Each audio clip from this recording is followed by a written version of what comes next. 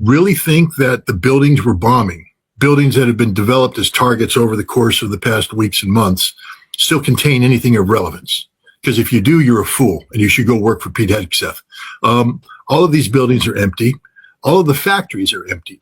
All of the important equipment in the factories are hidden in hide sites. As I was told by the Iraqis back when we were bombing them, they said, Mr. Ritter, Mr. Scott, you're very good at blowing up buildings, and we're very good at pouring concrete. But when you blow up the buildings, they're empty. And after we finish pouring the concrete, they're full of the things that we need them to be full of. And we can play this game forever. And that's what's happening. We're expending munitions, blowing up buildings.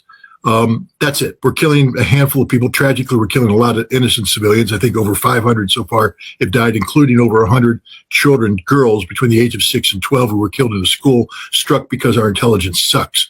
But, the fact of the matter is the Iranians have responded in a pre-planned manner, which exceeds anything we anticipated. I think people were thinking that the Iranians would behave in an escalatory manner, and that if we struck hard enough, we could preempt them getting to the really good stuff, and this war would come to an end.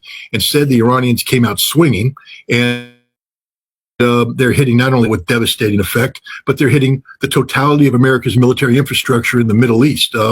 Every base has been hit, and by the time this is finished, every base will have been destroyed. But it's not just the bases. The Iranians are showing that they have inside information about how the CIA operates, striking a hotel in Dubai, killing, by some reports, 6 senior CIA officers, striking a hotel in Bahrain, wounding Department of Defense personnel that are there. They aren't bombing civilian targets.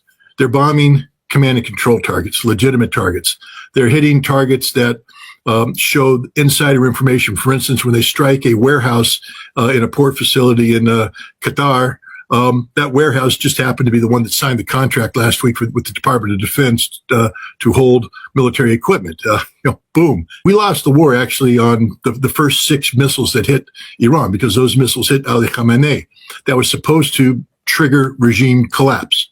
Instead, it triggered the rise of the Islamic Republic. I don't wish my country harm. I don't wish any harm to American service members, but our president is a damn fool, and he has taken us down the path of defeat. And unfortunately, the United States is going to lose this war, and because it's an illegal war of aggression, perhaps it's one that we should lose. I'm just hopeful that we can bring this thing to an end with minimal loss of life, maximal penalty. I think by the time this is done, by the end of the week or so, the United States will have suffered over $100 billion worth of infrastructure damage.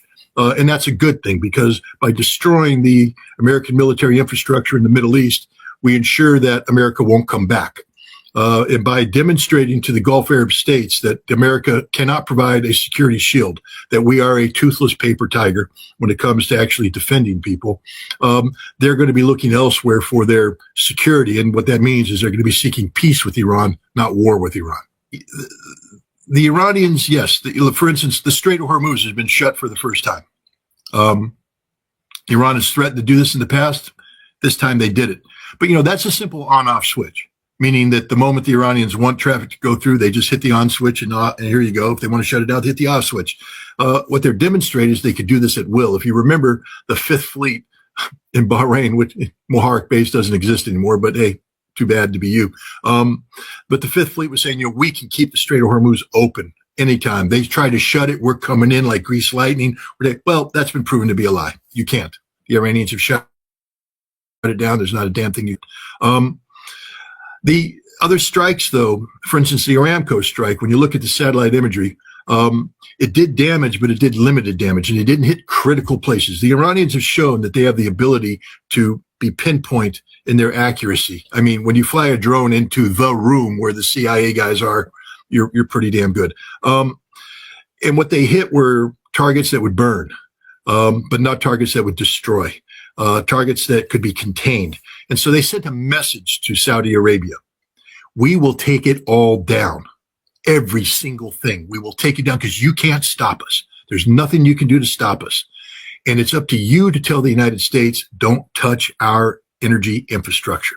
And it's probably up to you to encourage the United States to stop this war.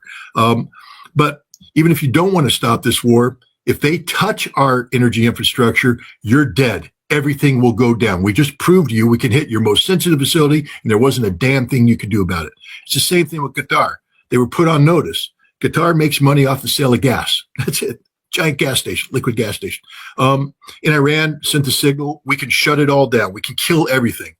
And so out of safety precaution, the Qataris shut it down. But now they have to be careful because they were the ones pounding the desk, declaring that, we're going to strike back. We're going to fire. And they're shutting up because they understand the consequences of having a big mouth when you're I have to be careful because I'm very angry at the Gulf Arab states, very angry at them. They have betrayed everything. But now they're paying the price, and I have no sympathy for them whatsoever. Qatar just has to shut up and basically tell the United States, leave Al-Udeid, you're never coming back. You're not welcome here. And that's what all the Gulf Arab states have to tell the United States in order for this conflict to end. You're not welcome here anymore. Iran must purge the cancer that is America from the Persian Gulf. That has to be a condition of peace, because if you don't, that cancer will continue to, create the conditions for future conflict with Iran. That's all they exist for, is conflict with Iran. So if you want peace in the Middle East, Iran resides there. They're not leaving. It's the foreigners that are there. America. They have to go. We have to go.